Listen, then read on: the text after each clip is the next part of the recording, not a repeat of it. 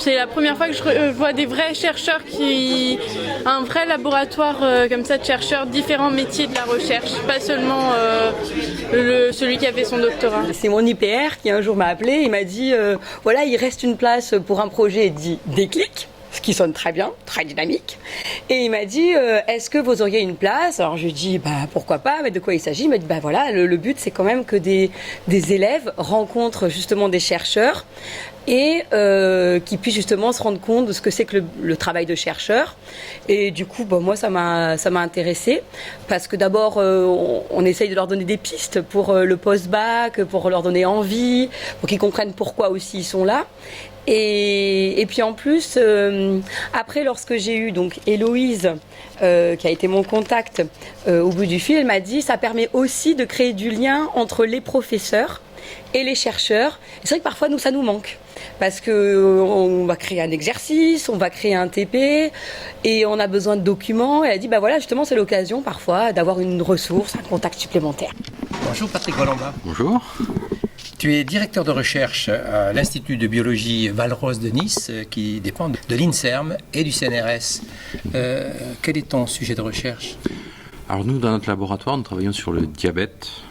Donc il faut savoir qu'il y a deux types de diabète. On travaille sur le diabète de type 1. C'est celui en fait où le corps fait une bêtise et va aller sélectivement détruire les cellules qui fabriquent de l'insuline.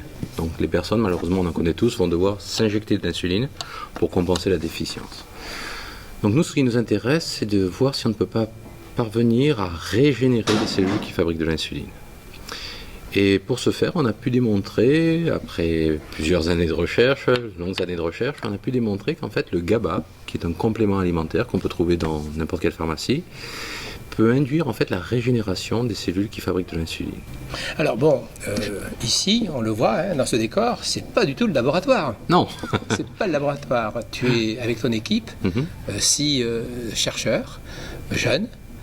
Tu es dans un lycée, au lycée du Parc Impérial de Nice. Mais qu'est-ce que tu fais dans ce lycée? Je considère que ça fait un petit peu partie aussi de nos fonctions en tant que service public aussi, de redonner un petit peu de notre temps à la jeunesse, qui est l'avenir de la recherche. Donc on redonne un petit peu de notre temps, on leur présente un petit peu quel est le métier de chercheur, qu'est-ce que ça implique, quels sont les bons aspects, les mauvais aspects, les difficultés, les années d'études, mais aussi les gens qu'on peut soigner potentiellement avec nos recherches. Donc on leur présente en fait notre métier et c'est un plaisir en fait. On a beaucoup interagi, on a eu énormément de questions. J'étais surpris, j'ai eu des questions que j'ai dans des congrès internationaux par des experts, donc des questions vraiment bonnes par des étudiants qui sont en première. Donc vraiment un petit plaisir. Et on a vu vos collègues là qui voyagent un peu partout. Vous voyagez aussi ou vous restez Non, moi non. Voilà. Je suis allée voir Patrick par hasard en lui demandant s'il serait intéressé pour recruter une jeune ingénieure pleine d'enthousiasme. Et il m'a proposé de faire un doctorat pour pouvoir être chercheur après. Donc j'ai profité de l'occasion et j'ai encore continué mes études. Donc comme je me suis arrêtée à chaque fois, c'est pour ça que ça m'a pris autant de temps de finir ces études. Et donc on a pu leur poser des questions sur comment se déroulait leur recherche, leur métier, s'ils avaient s'il y avait différents métiers dans leur corps, si chacun était spécialisé dans quelque chose. Et ça nous a permis aussi de voir si ce qu'on pensait était vrai, si on pouvait s'orienter nous-mêmes par rapport à eux. J'ai entendu une cloche. Pourquoi il y avait une cloche? D'accord, Parce que c'est la façon dont était organisé le truc. Donc on était plusieurs élèves à une table et donc au son de la cloche, du coup, chaque chercheur tournait. Donc ça permettait de voir plusieurs chercheurs sur un temps imparti. Combien vous en avez vu? Je peux les compter, 6 je crois, 6 ou 7, ouais, il me semble que c'est ça. Ouais. Ça s'est passé comment? Ça s'est très bien passé, ils ont posé des questions très intéressantes et on a pu aborder plein de sujets, aussi bien sur notre recherche à nous que sur leur avenir à eux, et ça permet de tout remettre un petit peu en perspective. Mais là, potentiellement, on est, je pense, une des équipes au monde qui est quand même le plus avancée en termes de traitement potentiel du diabète de type 1. Remarqué pour son excellence, Patrick Colomba est également l'un des lauréats des prestigieux prix de la Fondation Schlumberger pour l'éducation et la recherche. Avec les autres lauréats, ils se sont engagés pour former le cercle FSER qui œuvre à rapprocher la recherche et la société. L'un des programmes ainsi soutenus vise notamment à développer des échanges entre chercheurs et lycéens pour les intéresser à la construction du savoir, ou, sous forme abrégée, Déclic. Donc c'est maintenant le 3e ou 4e intervention que je fais dans ce style, avec des speed dating, etc.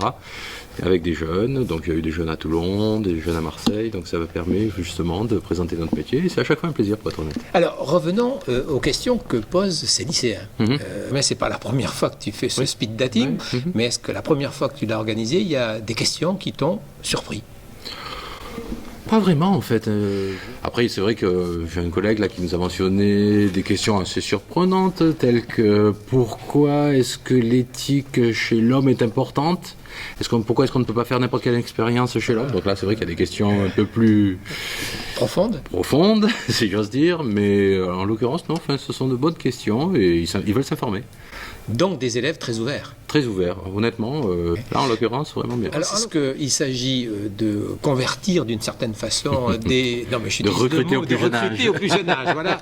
Ou alors est-ce qu'il s'agit de faire en sorte que la recherche s'ouvre un petit peu plus au public, parce que je crois quand même que, bon ici on est au lycée, mais si on s'adresse au public, les chercheurs, c'est un petit peu fantasmatique, non? Exactement. En général, on voit le chercheur comme la personne avec des grosses lunettes, la blouse blanche. Pas capable de faire de l'humour comme tu le fais, de rire comme tu le fais.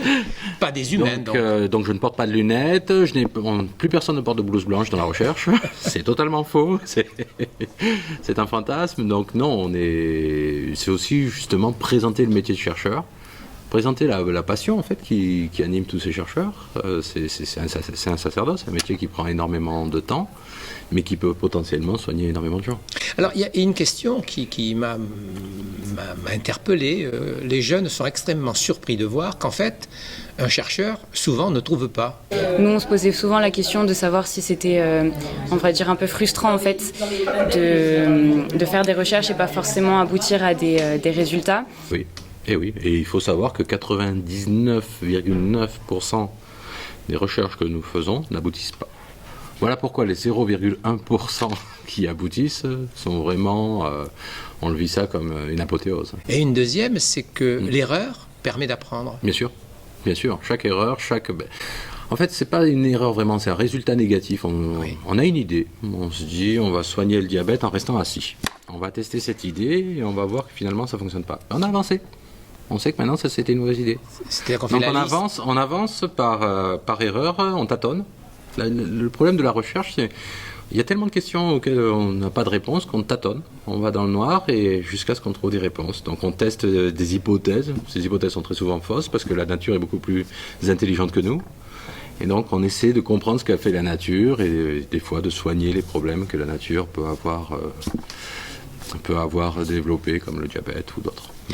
Dans un contexte aujourd'hui de post-vérité, dans un contexte aujourd'hui où effectivement on peut avoir des fausses nouvelles, des fausses informations, où la science est aussi remise en cause, est-ce que la recherche a une mission à jouer dans ce champ-là? Je pense que la déontologie de la recherche est d'importance parce qu'on a malheureusement aussi en recherche des exemples de chercheurs qui ont manipulé des résultats. Oui. Je pense par exemple à un très très grand chercheur à Harvard que je connaissais personnellement, qui était vraiment à Harvard, donc vraiment reconnu, qui a falsifié ces données. Comment est-on sûr qu'un fait est vrai? La reproductibilité. C'est que si moi je dis rester assis, ça soigne le diabète, il faut que d'autres laboratoires fassent la même expérience. Dans les mêmes conditions. Dans les mêmes conditions. Et s'ils arrivent à reproduire nos données, là on est certain. Et ça se transmet aux élèves? Il faut transmettre aux gens de ne pas prendre pour vérité tout ce qu'ils peuvent lire dans les publications scientifiques, même de grand renom, tant que ça n'a pas été reproduit. Merci beaucoup, Patrick Colomba. Avec plaisir. Merci.